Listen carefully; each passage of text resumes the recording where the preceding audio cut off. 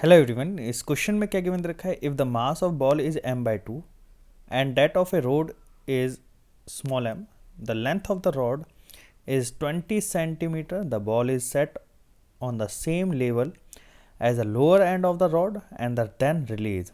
If the pulley and the string are light, friction is negligible. How soon will the ball opposite to the upper end of the rod? तो देखिए question में क्या कह रहा है। Question में ये कह रहा है कि भाई ये हमारे पास स्ट्रिंग है, ये पुली है, ये दोनों ही नेग्लिजिबल मास की है और इसमें जो फ्रिक्शन लग रहा है वो भी नेग्लिजिबल है, हमें उसे नेग्लेक्ट करना है। ठीक है। अब बोला गया है कि ये जो एक रॉड है और इसके जो लोअर पॉइंट से मैच कर रहा है, लोअर लेवल पे मैच कर रहा है कौन, ये बॉल। ठीक है। अब यहाँ देखिए, समझिएगा, यहाँ पे इन दोनों का लेवल मैच कर रहा है। क्लियर। ठीक है, इस दोनों लेवल सेम लेवल पे प्रेजेंट है। क्लियर। अब यहाँ पे देखिए, ये बॉल का जो मास है वो है m/2। इस बॉल का मास है m/2, तो नीचे जो लगेगा वो m/2 g फोर्स लगेगा। अच्छा, अब देखिए यहाँ पे इस रॉड का मास जो है वो कैपिटल M स्मॉल m है, तो इसके लिए मैंने mg फोर्स लगा दिया। ठीक है। अब देखिए, क्योंकि ये वेट लग रहा है तो स्ट्रिंग भी खींचेगी और स्ट्रिंग के अंदर टेंशन फोर्स लगेगा। तो यहाँ मैंने टी टेंशन ले लिया, कंसिडर कर लिया, ये टी, यहाँ पे भी टी टेंशन, यहाँ पे भी टी टेंशन और यहाँ पे भी टी टेंशन। क्लियर। अब यहाँ देखिए, यहाँ पे 2t टेंशन लग रहा है, ये 2t टेंशन, यहाँ पे भी 2t टेंशन, यहाँ पे भी 2t टेंशन और यहाँ पे भी 2t टेंशन लग रहा है। क्लियर। अब हम फ्री बॉडी डायग्राम तो बना चुके हैं, अब दोनों ही ब्लॉक के बीच में एक्सेलेरेशन की बात करेंगे। देखिए, अगर मैं बोलूँ कि ये वाला हैवी पोर्शन है तो ये नीचे की ओर जाएगा, ये रॉड जो है नीचे की जाएगा और ये ऊपर की ओर जाएगा, तभी एक दूसरे को क्रॉस करेंगे। तो मैंने क्या कहा कि भाई ये जो बॉल है, इस बॉल का एक्सेलेरेशन मैंने मान लिया a2 और इस रॉड का एक्सेलेरेशन मैंने मान लिया a1 नीचे की ओर। ठीक है। तो हम बात करते हैं फोर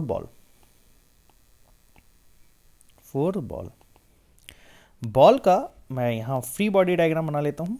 ये बॉल का फ्री बॉडी डायग्राम, इसका मास जो है वो m/2 है, तो m/2 तो ऊपर टेंशन T, नीचे m/2g और ये ऊपर की ओर एक्सेलरेट कर रहा है a2, तो T minus m/2g is equal to m/2a। This is the acceleration of this block. ठीक है, इस बॉल का एक्सेलरेशन a2 हो गया और इसके लिए मैंने इक्वेशन ये लिख दी। क्लियर। अब हम बात करते हैं फोर रॉड, जिसका मास कितना है, स्मॉल m। तो ये रॉड मैंने थोड़ा सा बड़ा बनाना है, ये रॉड थोड़ा सा, ये रॉड है। क्लियर। ये रॉड का जो ऊपर जो हिस्सा लग रहा है, ऊपर वाले स्ट्रिंग से कनेक्टेड है और नीचे वेट लग रहा होगा mg, ये नीचे की ओर जा रहा है, a1 एक्सेलरेशन से, तो mg माइनस टी। अच्छा, एक और चीज़ ध्यान रखिएगा, यहाँ पे मैंने एक मिस्टेक कर दी है, यहाँ पे ये जो बॉल है, ये बॉल के ऊपर 2t टेंशन लग रहा है, तो यहाँ पे मेरे को 2t कंसीडर करना पड़ेगा। तो मैं इसको 2t टेंशन कंसीडर कर लेता हूँ, ये 2t टेंशन, यहाँ पे 2t आ जाएगा। अच्छा, यहाँ पे ये t टेंशन लग रहा है, तो मैं इसके लिए इक्वेशन लिख देता हूँ, mg minus T is equal to ma1। Equation number second, ये इक्वेशन नंबर 1। अच्छा, एक और चीज़ हम बात करते हैं फॉर कंस्ट्रेंट रिलेशन।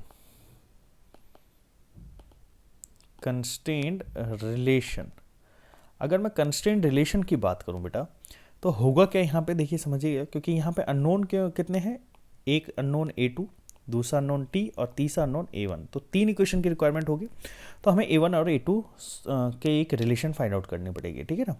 तो हमें ये पता है summation of t vector dot a vector will be equal to 0।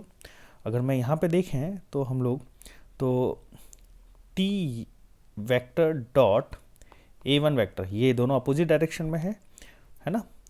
चलिए ठीक है, हम बात करेंगे इसके बारे में। और ये 2t vector into A2 vector that is will be equal to 0। Clear. अब यहाँ पे अगर आप ध्यान से देखें तो A1 नीचे है और T ऊपर लग रहा है, तो यहाँ पे इन दोनों के बीच में एंगल कितना हो गया? 180 डिग्री। 180 डिग्री, तो TA1 cos 180 degree plus 2TA2 और ये हो जाएगा 0 cos 0 degree that is equal to 0। Clear. अब यहाँ देखिए माइनस TA1 क्योंकि cos 180 डिग्री की वैल्यू -1 होती है, प्लस 2TA2 cos 0 1 होता है, तो इसके लिए हम लोग लगा नहीं रहे। तो 2TA2 is equal to T into A1, ये T से T कट गया और A1 की वैल्यू हमारे पास आ रही है 2A2। ये हमारे पास ये क्वेश्चन आ गया। क्लियर। अब इसको हम लोग यहाँ पे पुट कर देते हैं। Clear.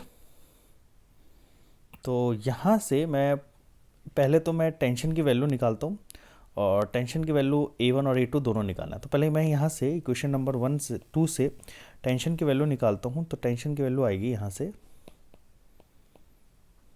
mg minus ma1 this is equal to tension. Equation number ये मैं सेकंड बोलूँगा।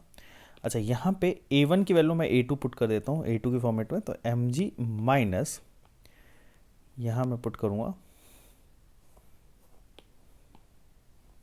यहाँ मैं यहाँ पुट कर देता हूँ। तो ma1 2a2 is equal to tension, mg minus 2ma2 is equal to tension. ये हमारे पास टेंशन आ गया। क्लियर। अब इस टेंशन को उठा के हमें इक्वेशन 1 में पुट करना है। पुट द इक्वेशन पुट, ये इसको इक्वेशन 2 पुट कर देते हैं। Put equation number 2 in equation number 1, equation 1 में पुट करते हैं। तो इक्वेशन 1 कितना है? 2t minus m/2 g is equal to m/2 a2। Clear. तो टेंशन की वैल्यू यहाँ उठा के पुट कर देते हैं 2mg minus 2ma2 minus m/2g is equal to m/2 a2। तो ये हो जाएगा 2mg माइनस 4ma2 m/2g। ठीक है। और ये हो जाएगा m/2 a2। अगर आप थोड़ा सा ध्यान से देखें तो ये हो जाएगा 2mg ये रहा और m/2g ये रहा माइनस का। तो यहाँ 2mg माइनस m/2 हो जाएगा 3/2 mg is equal to m/2 a2 plus 4ma2। तो ये हो जाएगा 1/2 प्लस 4ma2 कॉमन ले लिया और यहाँ 3/2 mg। ये सेम ही आंसर आ रहा है जैसे लास्ट क्वेश्चन में हम लोगों ने सॉल्व करा। यहाँ हो जाएगा 9/2 a2 और यहाँ हो जाएगा 3/2 g। तो ये हो जाएगा 2 से 2 कट गया और a2 की वैल्यू अगर मैं यहाँ लिख देता हूँ, a2 की वैल्यू जो आ रही है इसको मैं यहाँ से मैं यहाँ लेकर आ रहा हूँ। a2 की वैल्यू आ जाएगी g/3। a2 की वैल्यू हमारे पास g/3 आ रही है। क्लियर। जब a2 की वैल्यू g/3 आ रही है तो इसके बाद हम लोग क्या करते हैं, a1 की वैल्यू निकाल लेते हैं। देन a1 की वैल्यू कितनी हो जाएगी? 2a2। a1 is equal to 2 times of g/3 that is equal to a1 is equal to 2g/3। ठीक। ये हमें a1 और a2 निकल गया। बट आप लोगों से क्वेश्चन में क्या पूछा गया है उस चीज़ के बारे में बात करते हैं। मैं पेज ऐड कर देता हूँ। यहाँ पे पेज मैंने ऐड कर दिया। अब यहाँ पे देखिए क्वेश्चन समझिएगा। क्वेश्चन में a1 और a2 की वैल्यू हमारे पास आ गई। a1 किसका एक्सेलरेशन था? a1 एक्सेलरेशन था रॉड का, इस रॉड का एक्सेलरेशन, और a2 इस ब्लॉक का एक्सेलरेशन। क्लियर।